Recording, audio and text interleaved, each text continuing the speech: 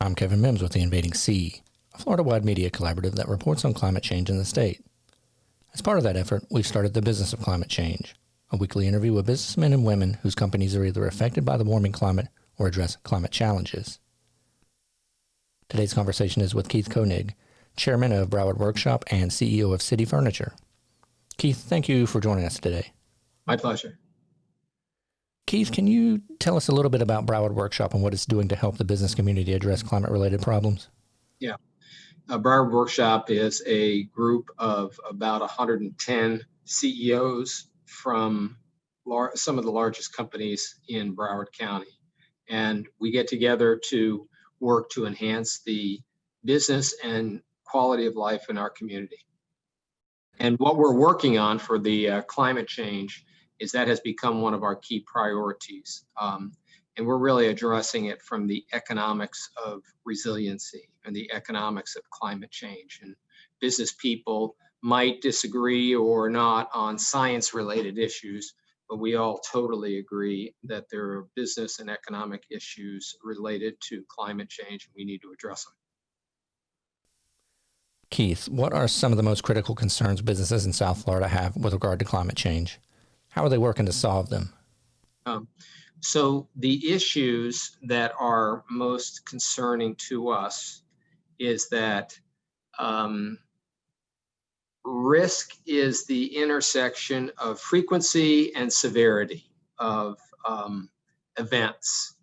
And the insurance underwriters around the world are looking at South Florida and recognizing that we're a dangerous place as we continue to build on in a coastal region. So the message we're getting from them is if you don't do anything about it over the next few years, you run a grave risk of having your flood insurance costs go up, as the government will have less appetite to underwrite those flood losses. You'll have property insurance costs going up. And most risky of all is if lenders like banks, et cetera, portfolios start being looked at from a risk standpoint regarding climate change. We may see a change in the environment of 20 and 30-year mortgages. And that could be nothing short of catastrophic. But the message that the risk underwriters share with us is there's good news. If you take advantage of this, you can actually mitigate the effects that are likely to happen and reduce the risks and really reduce your costs by making the right investments. So, Keith, what are individual businesses doing to slow the acceleration of climate change? Are there businesses in South Florida that are or have goals to become zero waste or carbon neutral, for instance? Well, yeah, I think many of us are. In fact, our company, City Furniture, has made a 2040 carbon neutral pledge. And we've done certain things like move our entire fleet to compressed natural gas. We're looking at electric as that, and we will go that way if it makes sense. We've built LEED certified buildings in wherever we possibly can. I think we've got more than any other furniture company. We're extraordinarily aggressive in terms of recycling. So individual companies are doing certain things, but there's not enough that any one of us can do that's going to change anything. It really is the benefit of business leaders coming together to be able to lobby Congress, our state legislator, our governor, who are all cooperative and all are starting to see things from the same way, so that we funnel our resources into the right investments. So let's talk about new businesses. What would someone who is just now starting a business in Florida need to consider that they might not have had to 20 years ago? Well, hey, if they're starting a seawall construction business, they might have a more robust environment going forward. But the reality is I think businesses are looking at a shorter term perspective, but I think in total, when we get together, we look at it from a longer term perspective. So most businesses that are starting right now, there's no imminent risk today, tomorrow, the next day, or next year. But there is over 10, 20, 30, 40 years. I've lived in South Florida since 1961 when I was a mere 10-year-old lad. And you know what? Blink of an eye, 50 years goes by or longer. And so we've got to prepare for the future. The good news is we can do that. The specifics that we have to do are to get the Central and South Florida Project Flood Control restudy into the Army Corps of Engineers official work plan. Those are the kind of things one business can't really make anything happen.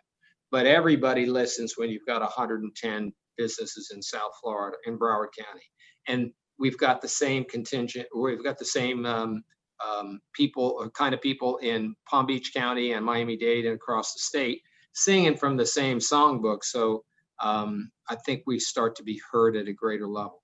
And I believe the legislature and the governor and the entire country are going to be quite cooperative in the next year or two. But time's wasting. We've got to move on it quickly. So talking about the Florida legislature, what do you think the Florida legislature can do to help communities and businesses reach their resiliency goals? Well, first, it starts with a plan. Most of us business people understand the risk of increased property insurance, increased risk of getting financing, and we don't want that to come about.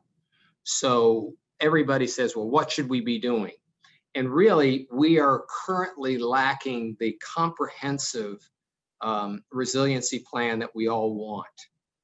And many of us are suggesting that that's going to have to be funded through property tax increases, which it's going to be either pay me now or pay me later. And we have to do it sooner than not. So we need the legislature and the Congress to support the Army Corps of Engineers Central and South Florida restudy of resiliency, and we need a comprehensive plan.